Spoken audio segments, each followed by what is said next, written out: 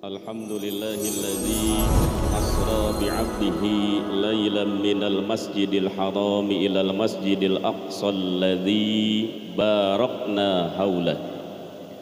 Asyhadu an la ilaha illallah wahdahu la syarikalah wa asyhadu anna Muhammadan abduhu wa rasuluhu la nabiyya ba'dah. Allahumma salli wa sallim ala sayyidina Muhammad ibn Abdillah wa ala alihi wa ashabihi wa man tabi'ahu ila yaumil qiyamah, amma ba'du. Faqad qala Allah ta'ala fi kitabihil azizil karim wa huwa asdaqul qailin. A'udzu billahi minasy syaithanir rajim. Bismillahirrahmanirrahim. Subhanalladzi asra bi'abdihi lailan minal masjidil haram ilal masjidil aqsa alladzi barakna haulah. Al-ayat. Wa qala Nabiy sallallahu alaihi wasallam, as-salatu mi'rajul muslimin.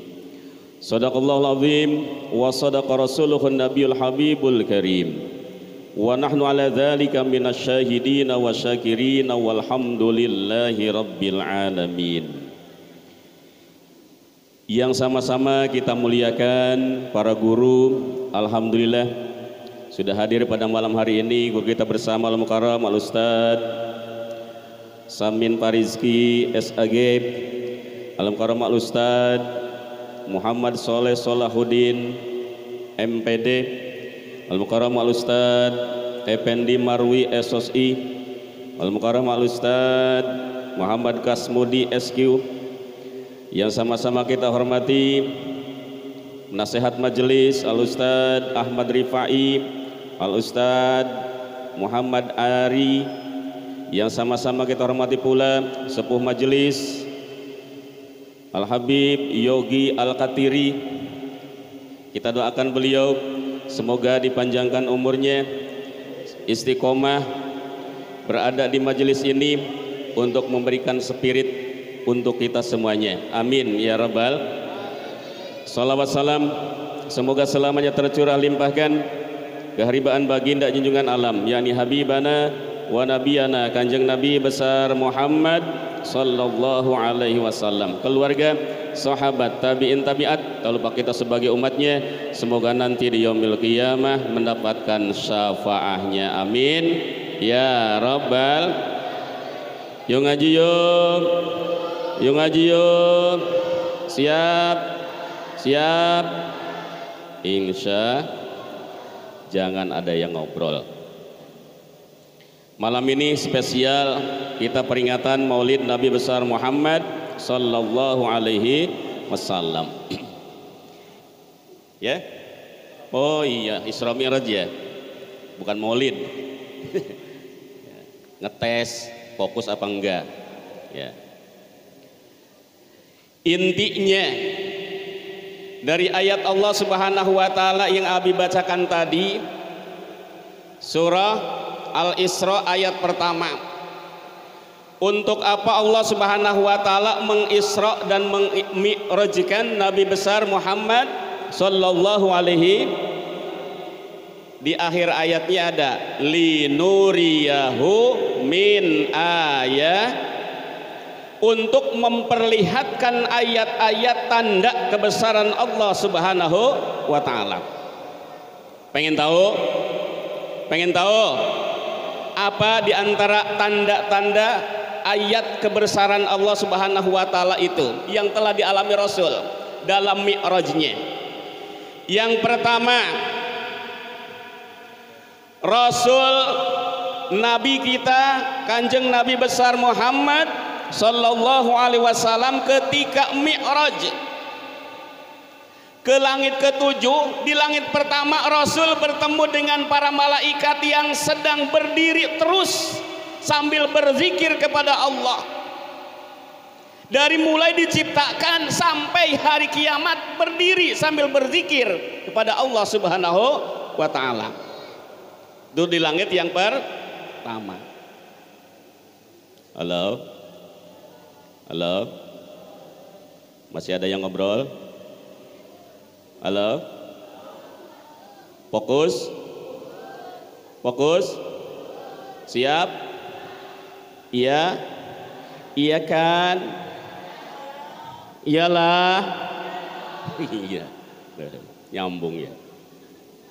Berarti nonton Ustadz Al-Untung ya. Ya. Tuh di langit pertama jadi Rasul diperlihatkan oleh Allah bertemu dengan para malaikat yang berdiri terus sambil berzikir kepada Allah tidak henti sampai hari kiamat. Tuh di langit yang keberapa? Yang pertama. Lalu Nabi Mi'raj lagi ke langit yang kedua.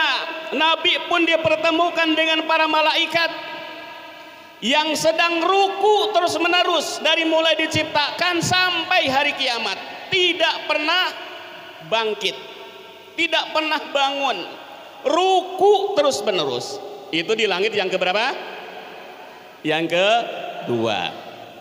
Lalu Nabi Mi'raj lagi, naik lagi ke langit yang ketiga. Nabi pun diperlihatkan oleh Allah, linuriyahu, diperlihatkan oleh Allah, bertemu dengan para malaikat yang sujud terus menerus, tidak pernah bangun kecuali ketika Nabi datang kepada malaikat tersebut, Nabi mengucap salam, Assalamualaikum warahmatullahi wabarakatuh. Baru para malaikat yang sedang sujud bangun dari sujudnya menjawab salam Rasul. Setelah itu mereka sujud kembali. Maka di dalam sholat sujud ada 2 kali. Tuh itu di langit keberapa? Di langit ketiga. Jadi Rasul diperlihatkan oleh Allah, dipertemukan dengan para malaikat yang sedang sujud. Lalu Mi'raj lagi Nabi ke langit yang keberapa? Yang keempat. Di langit yang keempat pun linuriyahu, Allah memperlihatkan, mempertemukan Nabi dengan para malaikat yang sedang membaca tasyahud. Apa? Tasyahud. Hafal enggak tasyahudnya? Hafal enggak? Coba. Tahiyyah mubarakah salawatut assalam ayyuhan nabiyyu assalamu wa ala ibadillahis Ashhadu an la ilaha illallah. Dah sampai situ aja dulu. Jadi di langit keempat Allah pun memperlihatkan, mempertemukan dengan Nabi para malaikat yang sedang bertasyahud terus dari mulai diciptakan sampai akhir kiamat. Lalu Mi'raj lagi Nabi ke langit yang keberapa? Yang kelima. Rasul pun diperlihatkan oleh Allah, dipertemukan dengan para malaikat yang sedang bertasbih. Sedang apa? Bertasbih. Apa bacaan tasbih? Subhan, subhan, subhan, subhanallah walhamdulillah wala ilaha illallah subhanallah wala ilaha illallah Allah Allahu Allah Allah. Ya, itu di langit yang keberapa? Yang kelima. Rasul bertemu dengan para malaikat yang sedang bertasbih.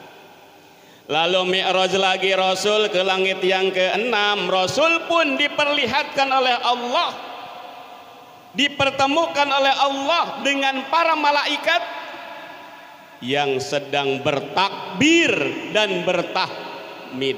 bertahlil.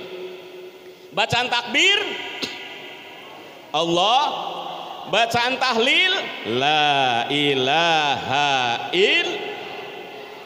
Nah itu, jadi Rasul dipertemukan dengan para malaikat di langit ke-6 yang terus menerus para malaikat tersebut membaca takbir dan tahlil.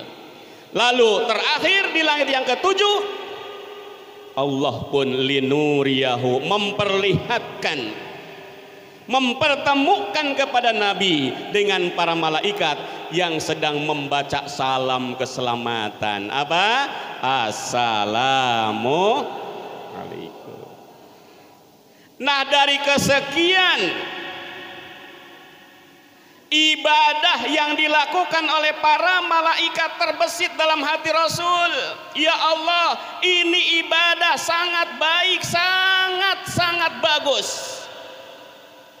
Seandainya ini ibadah para malaikat untuk hamba dan untuk umatku, insya Allah aku akan terima. Maka dikabulkanlah oleh Allah Subhanahu wa Ta'ala. Kenapa? Karena Rasul pun diangkat Mi'raj oleh Allah ke Sidratul Muntaha, menghadapnya untuk apa? Untuk menerima perintah untuk menerima apa?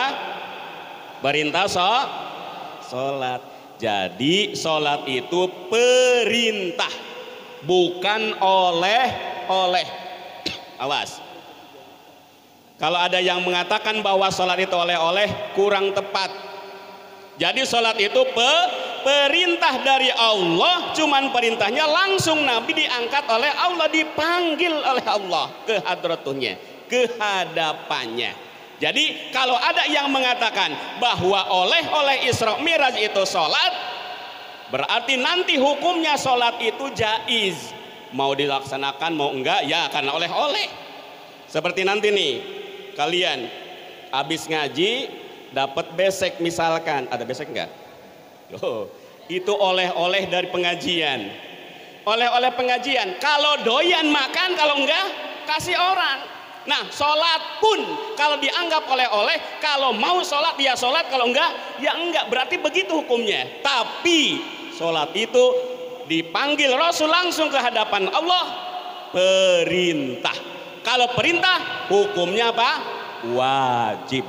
Al-amru mutlakun wajibun. Ketika amar, perintah mutlak, perintahnya itu hukumnya Apa definisi wajib? Definisi wajib itu kalau dilaksanakan dapat pahala, ditinggalkan berdosa, dapat siksa. Itu hukum apa? Definisi wajib. Mayusabu ala fi'lihi wa yu'aqabu ala tarkihi. Diberi pahala bagi yang melaksanakan, disiksa bagi yang meninggal.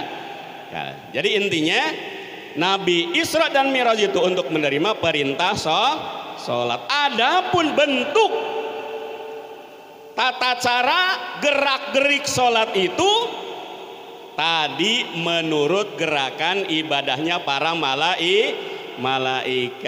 Makanya sholat satu-satunya amalan umat muslim kita semuanya yang paling agung. Kenapa? Pertama, sholat itu perintahnya tidak dititipkan kepada malaikat Jibril, tapi langsung Allah memanggil Rasul ke hadapannya. Subhanalladzi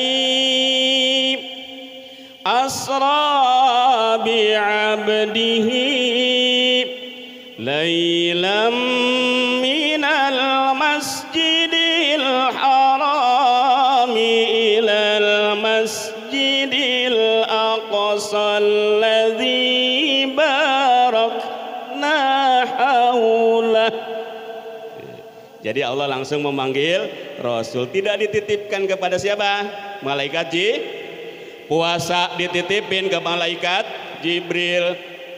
Terus apa lagi? Zakat dititipkan kepada malaikat Jibril, suruh disampaikan kepada Nabi. Ibadah yang lain melalui malaikat Jibril, tapi salat Allah langsung memanggilnya. Itu tanda bahwa salat adalah amalan umat Islam yang paling agung. Makanya ketika kita tidak bisa sambil berdiri, salatlah sambil duduk. Tidak bisa sambil duduk, sambil berbaring. Berbaring pun masih lemah. Salat isyarah pakai kedipan mata. Kedipan mata pun ternyata masih lemah. Salat dalam hati. Jadi ketika hati masih normal, otak masih normal, tidak ada rukhsah, tidak ada kemurahan untuk meninggalkan salat. Kenapa? Karena salat amalan pokok umat Islam. Langsung Nabi dipanggil oleh Allah Subhanahu. Itu yang pertama. Lalu yang kedua, kenapa salat itu amalan yang paling agung bagi kita umat Islam?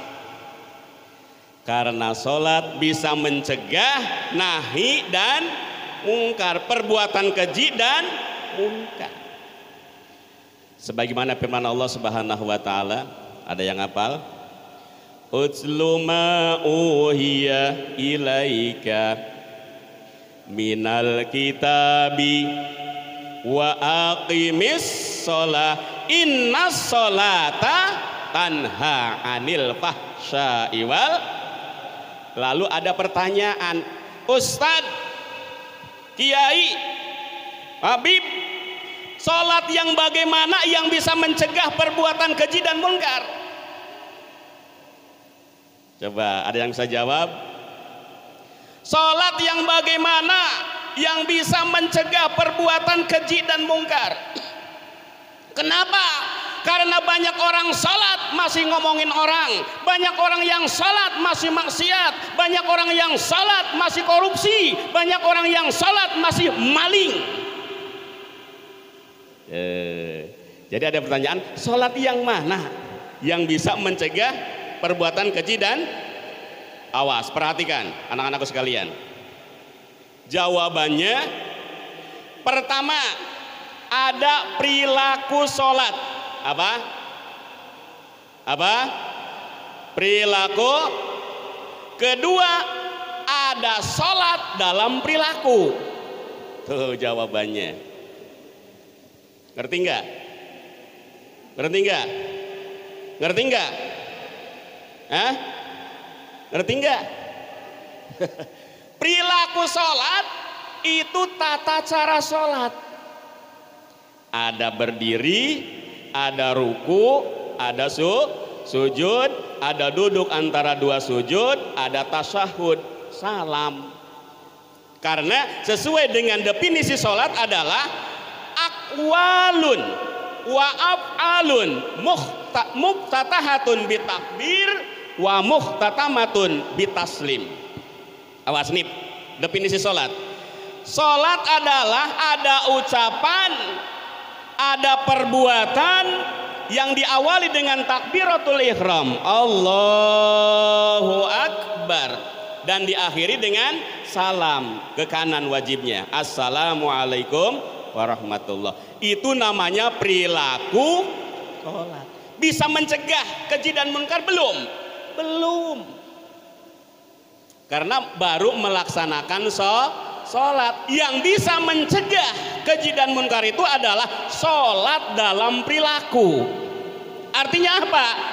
Filosofi sholat dipakai dalam kehidupan sehari-hari. Anakku sekalian, apa sih filosofi sholat? Ada berdiri, kita kadang di atas, ada ruku, kita terkadang di tengah, ada sujud, terkadang kita terpuruk, ada di bawah. Tapi kesemuanya gerakan sholat diawali dengan apa? Takbiratul ihram. Itu namanya takbir intikal, takbir ketika berubah perbuatan. Mau ruku, Allahu Akbar. Mau sujud, Allahu Akbar. Bangun dari sujud, Allahu. Artinya apa? Ketika kita ada di atas, di tengah, dan di bawah sekalipun, ingat siapa yang memberikan itu semua? Allah Subhanahu. Allah Subhanahu. Nah, ketika sholat kalian sudah dibawa dalam perilaku, insya Allah sholat kalian itulah yang mencegah keji dan innas sholata tanha anil fahsya'i. Inilah yang dimaksud sholat bisa mencegah keji dan munkar. Jadi sholatnya dibawa ke dalam perilaku, bukan pelaksanaan sholatnya saja. Kira-kira masuk sampai di situ? Mengerti? Siap dilaksanakan? Insya Allah. Tuh, jadi dua saja. Sholat itu adalah amalan umat Islam yang paling agung. Kenapa? Karena Allah memerintahkannya langsung memanggil Rasul ke hadapannya, tidak melalui malaikat Jibril. Yang kedua, sholat menjadi satu-satunya ibadah yang bisa mencegah keji dan munkar. Tapi sholat yang dalam perilaku, bukan perilaku sholat. Tapi perilaku sholatnya bagus, terus dalam kelakuan sehari-hari dibawa sholat itu, insya Allah itulah sholat yang tanha anil fahsya'i wal munkar. Nah, sholat ini untuk bisa kita mi'raj juga menghadap Allah Subhanahu wa ta'ala. Seperti siapa? Seperti Rasulullah Sallallahu Alaihi Wasallam. Jadi Rasul langsung dipanggil oleh Allah ke hadapannya, kita pun bisa mi'raj seperti Rasul. Apa? Sholat. As-sholatu mi'rajul muslimin. Sholat itu alat, wasilah untuk kita bisa naik bertemu dengan Allah Subhanahu wa ta'ala. Kan di dalam sholat ada doa iftitah. Di situ dikatakan inna sholati wa nusuki wa mama lillahi. Itu kita sedang berdialog dengan Allah Subhanahu wa ta'ala, seolah-olah kita sedang berhadap-hadapan dengan Allah. Itulah kita sedang mi'raj, berhadapan dengan Allah Subhanahu wa ta'ala. Makanya dalam sholat, walaupun khusyuk bukan jadi syarat dan rukun sholat, tapi khusyuk usahakan bisa. Untungnya bukan Ustadz untung ya, untungnya khusyuk bukan syarat dan wajib.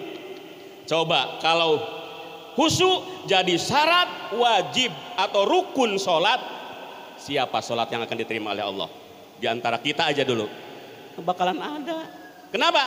Karena kita abis sendiri pun belum pernah bisa khusyuk dalam sholat. Ketika Allahu Akbar, bukan Allahu Akbar, tapi Allahu Akbray pasar, bray mall, bray apa?